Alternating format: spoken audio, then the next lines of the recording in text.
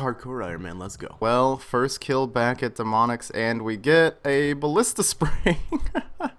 I don't know what I expect, man. Every time I come back from a break on the task or from getting a new task, I always get something new. And it's always terrible, but it's something. Oh my god, no way, you guys. 15 left on task. We got another Zenyte shard. Oh, normally I wouldn't leave. I just keep doing the trip since we have so many supplies left. But this is a quintessential upgrade, especially for this task. We don't have to use a glory anymore for our melee getup. We can actually make an Amulet of Torture. As much as I want the Tormented Bracelet, I think the Amulet of Torture is a much more significant upgrade, and it really, not wearing a glory everywhere is going to be nice. It won't be so embarrassing. And thankfully, last video, Zora did bless us with 2 onyxes, preparing us for this moment so that we can make our next Zenyte jewelry. Let's do this. I swear to god, these 2 gorillas have been friggin' body blocking me from going in this trapdoor for like 2 or 3 minutes. I've been finally, please actually let me through. Thank god, dude. Here we go, the moment of truth. Time to make our, oh sorry, I gotta use it on the furnace. Nothing interesting happens. I mean, am I doing something wrong? I'm like genuinely confused. Oh, I need a gold bar. Get that little blunder out of the way. Let's go ahead. Wait, why do I need a gold bar to make the... I'm not even going to ask, dude. I'm not going to ask. It literally just makes a smaller Zenyte amulet, which is one of the coolest looking items in the game. How cool does that look, man? That could have been like a little teleport crystal or something. Make it into the Zenyte amulet. And boom, we now have acquired an Amulet of Torture. Look at that bad boy. Check out these stats. We get +4 melee strength, which I'm pretty sure is a max hit, and +5 accuracy for all of our combat styles. And 5 accuracy doesn't really seem like a lot, but look with this getup. Our accuracy, oh sorry, let me equip my arc light here. So my accuracy with this weapon is 90. So 5 really is significant. I mean, that's over 5% more accuracy. I mean, I think it's pretty good at least. So check this out. We are now 3 out of 4 on our Zenyte jewelry, which is such an awesome feeling, which means that we just need 1 more shard, and then we are completely done with demonic gorillas. This is one of those places I said I'd be very happy if I went dry at, just like at Zora, but we are not going dry at all at demonic gorillas. In fact, let's check. We're probably around, yeah, we're just under 700 kills. So we're quite lucky on these Zenyte shards here. In fact, we are almost even on Zenyte shards with like regular drops. So pretty lucky. I am never going to complain about luck like this, and hopefully it can continue so we can get the Tormented Bracelet and be fully kitted out with the beautiful orange jewelry. And here any second now we'll be done with the demonic gorillas task. I'd say quite a successful one. Definitely not complaining about the loot we got. And of course, as is my personal tradition, I will stay here for a couple more kills after this task because you never know what you could get on the next kill. Could be my last Zenyte, you know? Well, it looks like today's going to get even more juicy and interesting. 149 Hellhounds, which means we're heading over to Cerberus and shooting him in the face with a lot of arrows, and hopefully pulling out something good. Just an update for those who do not know, all we have so far from Cerberus is the Eternal Crystal, which we begrudgingly made the Eternal Boots with. They're not that great, but they do look hella good. So let's go see if we can pull out an even better crystal from Cerb, preferably the Primordials. You listening, Jagex? And once this arrow hits the beast's head, we got 200 kill count. Oh, and Wine of Zamorak drop. That's so great. I love Wine of Zami drops because it's like one of 2 places in the game you get it from. You get it from here, you get it from Calphite Queen. There is Theater of Blood, but you know, I haven't done that very much for obvious reasons. You guys like clue scroll openings, right? Well, we got an easy and immediate. You really think I don't have something juicier for you? We finished an elite clue just because why not? The easy clue, Ceradome and Rope Top. That is actually a really nice reward. Not too shabby, I won't lie. 300k. I don't know what I would use it for, but it's pretty sexy. Medium clue, Third Age Firelighters, can't complain. And the elite, you know, normally on my main account I'd be dying laughing at this clue.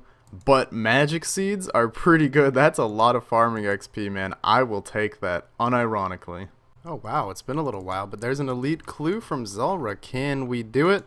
Well, we could do the first step. Let's see if we can finish another elite. That'd be fun. Dude, there's another elite clue done. I figured I wouldn't be able to do many of these because, I mean, you guys know how the wilderness is for these hardcore Iron Men like me. We're big wussies. We don't like to do anything scary. So let's open it up. Holy wraps. I don't think I have that on my main account. 8 elite clues in, and we've got the holy wraps. These are actually, I mean, kind of a stupid, useless item. I'm never going to use them, but look at that. Look at that prayer bonus. Like, do Barrel's gloves have prayer bonus? I don't know. Look at that. 3 prayer bonus in the hand slot, and they definitely make me look like a holy woman. Look at that. Oh, I'm so beautiful. An interesting item for sure. Oh, and an Armadyl page. I do believe that we only have 2 out of the 4 Armadyl pages, so that could be new as well. Very exciting day for the Hardcore Iron Man. Here we go. That is a new Armadyl page. Wow, that's awesome. 3 out of 4. What an awesome day so far. This is looking good. Also, real quick, check this out. I have 3 out of 4 pages on 3 different books and 2 in all of the other ones, and I still haven't finished 1 book. So interesting. Oh boy, Zora, thanks for another elite clue. Jeez, they're just forking these over today. I actually am going for, well, the Magic Fang, but also a specific resource drop, which we'll talk about later once I get it a couple more times. But yeah, thanks for another elite clue. I guess I'll go see if we can do our 3rd elite in a row. Maybe we'll get a master this time. What do you know? Another elite clue that we could finish? Let's see what we've got inside. They're so bad, dude. I love them, but they're so bad. Who designed these, dude? Medium clues and easy clues, they have better rewards than elites, honestly. And there it is. The final drop. Yes, the final 1,000 flax I need. No, the final grapes I need. And you might be looking at me like I'm absolutely insane. Like, why is this man gathering grapes? Is he losing it? Is he on a diet? No, actually, I needed these 15,000 grapes right here. In case you didn't know, you can put grapes into a jug of water, which makes them into wine, which gives 200 cooking XP per wine you make. It only requires 1 grape per wine. If you do some quick maths, 15,000 of these grapes translates to about 3 million cooking XP, which is almost exactly what I need to hit 99 cooking. So I think that we should take a little bit of a detour from Zora right now. We're almost at 1,100 kill count. Go ahead and make ourselves 15,000 jugs of water, which in of itself will be quite a journey, and then make them all into wines so we can nab our next 99. Let's get started. So you might have been thinking to yourself by now, Shelby, how are you going to get 15,000 jugs of water? You've only got 400 of them. You still need well over 14,000. Well, luckily, there is a method. The chest here in the Lumbridge basement that you get after finishing Recipe for Disaster sells empty jug packs, which it looks like somebody's been busy buying them. They cost like 150 GP each, so I'm going to hop to a world that hopefully has more in stock. But basically, I'm going to buy 15,000 of these jugs of water, and once I've acquired that many, I am going to use the lunar spell called Humidify, and this will fill every jug of water in my inventory. Or fill every jug in my inventory with water. Does it only stock 8? That's really annoying. But yeah, I'll just cast that, you know, a couple thousand times, no big deal, and then we'll be done. Oh, there we go. We've now bought over 15,000 jugs of water, and now it is time to test the Humidify spell. I've heard it's pretty fast, actually, so this shouldn't be too bad of a grind. And of course, I can wield a Mist Battle Staff, which will give me unlimited water runes, and then I can wield my Tome of Fire for unlimited fire runes. So all I need is Astral runes, and it's only 1 Astral rune per cast, and I've got about 15,000 of them. So we should be fine. Let's get our jugs situated and try this out. That sounded wrong. Okay, there we go. That should be the last inventory of wines. Yep, 15,100. Perfect. I know I got screen markers. Bully me, I dare you. It only took 42 minutes to make 15,000 jugs of wine. That is absolutely insane. So you could probably, if you're more efficient than me and you don't suck at this game, you could probably do like 20,000 an hour, which is just gross. So I'll definitely be saving up all the grapes I get from Zora in the future. We'll go for some post-max cooking XP because that sounds really fun. Anyways, we now have 15,000 jugs of water and grapes to put together. In case you don't know how it works, it's pretty interesting. You'll see you don't actually get any cooking XP.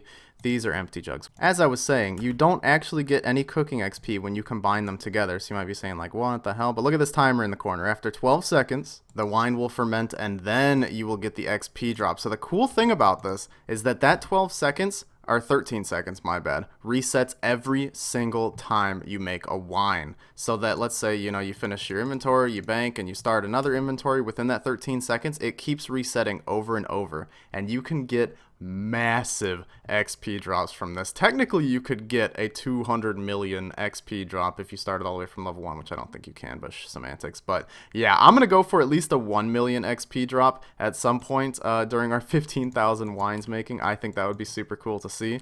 Let's do it. Man, I messed up and got like a 400k XP drop. Well, there's 97 cooking, 2 out of 3 levels down. Wait, 1 out of 3 levels down. I need to go to sleep. So as you can see, we haven't gained any cooking XP today. Pretty pathetic. But that's about to change. Look, a 1 million XP drop. I never thought I would see the day. There's 98 cooking, and we're currently nabbing about 60 million XP per hour in cooking. I don't know why you guys don't have 200 million. Clearly, it only takes just over 3 hours. I mean, it's that easy. But in reality world, we have about 5,000 wines left to go, and then we will hit the fabled 99 cooking, which is pretty awesome. I'm super excited about this. I've never done the wine method before. On all my other accounts, I just like AFK cooked whatever the highest tier of food I could do was, and it was really chill. But this is so fast, probably like about 500,000 XP per hour if you do it decently efficient, and that means that we should be done in like 2 hours, hopefully. Here we go. We finished making all of our wines. Is it enough XP? It should be. There it is, 99 cooking. Just barely 3,000 over the mark. There's our newest 99, and we are a master of cooking. So let's head to the cooking guild, and we can get our newest 99 cape. How clean does this row of skills look? All we need is 99 smithing, and we've got this entire row filled with 99s. Oh, it's so beautiful, and we are also only 1 level away from 2,200 total, which is quite exciting. So let's go fork over 99k for a stupid purple cape. Hello, head chef. I am ready to take your job. Yes, please. I would like to buy that cape. 99,000. That's chump change. And in case you didn't know, the cooking cape actually works as a chef's hat, so we can also put away our chef's hat, say hello to 1 new bank space. I mean, except for the fact that the cooking cape will be taking up a bank space. It doesn't matter. Let's do the cooking emote, one of the coolest ones in the game, because you get to make a delicious pie, I'm pretty sure. Flip that up in the air. There's a little bit of a clipping problem there with the pan. No big deal. Flip some meat, and it still looks a little raw there, but we got a pie, so that's good. Oh yeah, also the cooking cape makes it so that you will never burn a piece of food while you're wearing it. So obviously that's pretty useful if you're cooking anglerfish, since I think you can still fail even if you're 99. You could correct me if I'm wrong in the comments. I very well might be. So you just wear that cooking cape and boom, you're good. While editing videos and such, I've started fletching my redwood logs into redwood shields because it gives pretty decent fletching XP, and there is 96 fletching plus 2,200 total level, which gives us access to the 2,200 worlds, which are amazing because there's like 5.5 people on them at any given time, so I can finally sit here and fletch in peace. Nah, but the real reason to do it is they're not often occupied by a lot of people, so if there's a skilling spawn or a slayer spawn that's really full, it's probably not that full in the 2,200 total worlds. Plus the wilderness is a little bit more safe on there. Obviously the only PKers you're going to find there are really high leveled ones, so they'll probably be in better gear and have a higher chance to kill you, but you're less likely to run into one, so it's a little risk versus reward. I've done some 2,200 world wildy stuff on my main account, and you definitely still get attacked out there, so it's not completely safe, and I still think I'm game with my plan of not doing any super crazy wilderness stuff until after the coronavirus pandemic's over. There are way too many people at home playing RuneScape. Yeah, I'm talking about you. Well, we just popped our first Zora Revive on the hardcore Iron Man at 1,124 kill count. I got hit by a ranged attack right at the end of the kill, because Zora does that, of course, you know, but there we go. First revive. No more Zora for the day, damn it. So, continuing off that smithing grind we were on last episode, the quest for 99, we are now hitting 92, everyone's favorite level, because, I mean, it's a high smithing level. It's pretty good, and I'm pretty sure we have the smithing level for every diary. I don't think it is. I think it's like 89 or something, so we are set for that. Also, I used all the rune ore and turned them into rune bars, so we have almost 5,000 rune bars. Pretty insane, and I'm going to be turning all of those into dart tips in the near future. That'll be a good amount of XP, and it'll be a good amount of fletching XP as well, so expect to see a lot of that in the near future. But I'm actually enjoying doing blast furnace right now, kind of the weirdest thing to ever come out of my mouth, so I might stay here and make some more addy bars as well, because those translate into adamant plate bodies, which translates into like over 9,000 GP each. That's pretty good money in my eyes. The semi-heartbreaking thing about making these rune bars into rune dart tips is I could alternatively make them into rune swords. Now, rune swords alch for 12,000 gold each. Do the math, 4,500 times 12,000.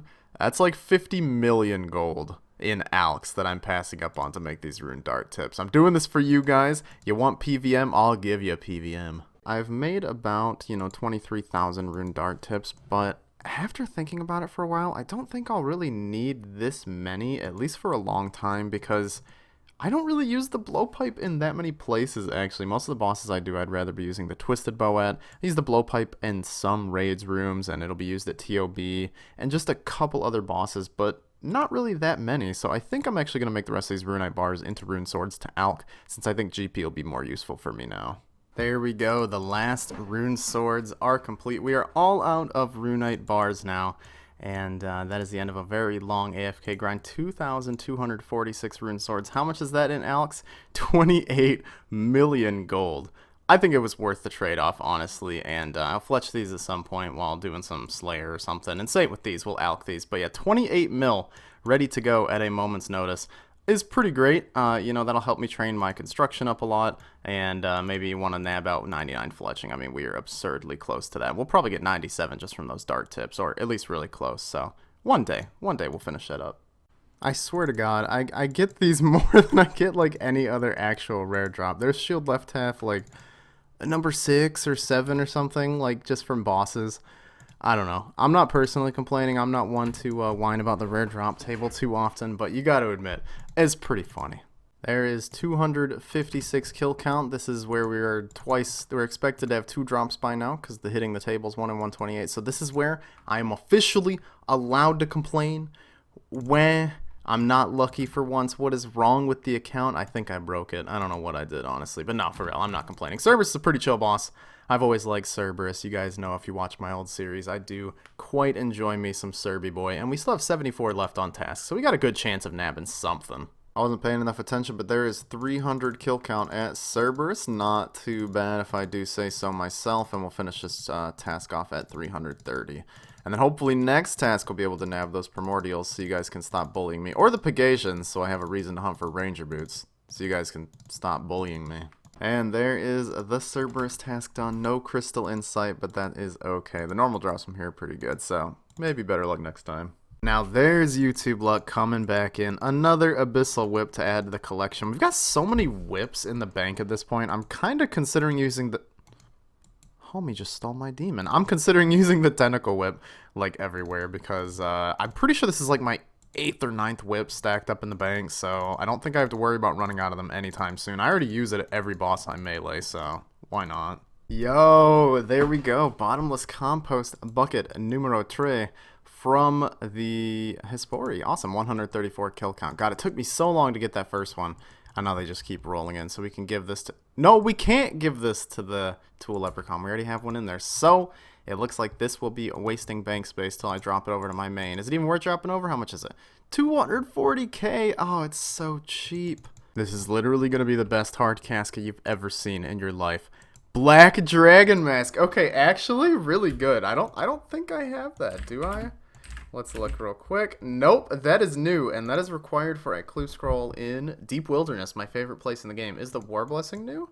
It is! Unless I put it in my, stash unit in my house. So, maybe not. But the Black Dragon Mask, that is pretty dope, actually. Well, I just did a Gargoyle task, and if you include the alks that we got from the task, plus the Rune Swords I alked, we got over 11 mil in GP from one Gargoyle task. Obviously, probably, like, 500k to like 900k was from the task itself, and like 10 mil was from the Rune Swords, and we've barely put a dent into the stack. So yeah, I'm really glad I smith these. Plus you get Rune Ore from the Gargoyles, so that's just more Rune Swords we get to make in the future. Check this out, you guys. A monumentous milestone. 10,000 giant seaweed in the bank. And a lot of you guys have been commenting stuff asking like, why do you have more XP in mining than you need to get to 99? Same with woodcutting, same with, name any other skill. And that is, this account is like the only Iron Man I actually have.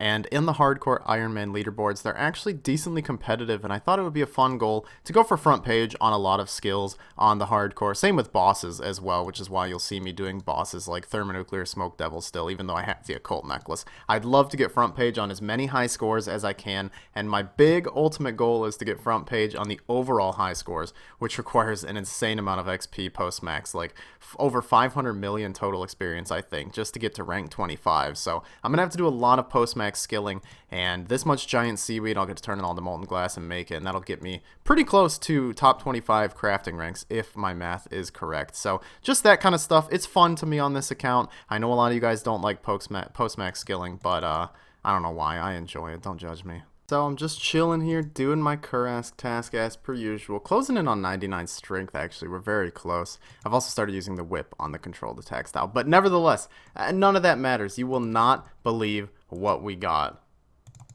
98 magic from alching all those rune swords. Very nice. Just one more level, and we've knocked out another 99. It feels like a ton of them are about to come rolling in. I mean, we're literally like 2 tasks away from 99 strength.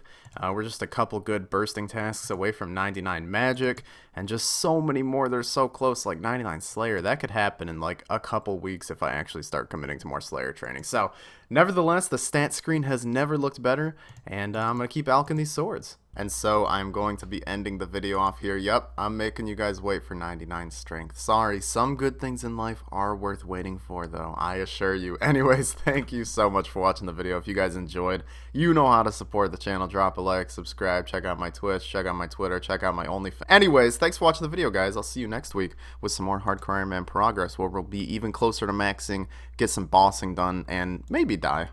We'll see.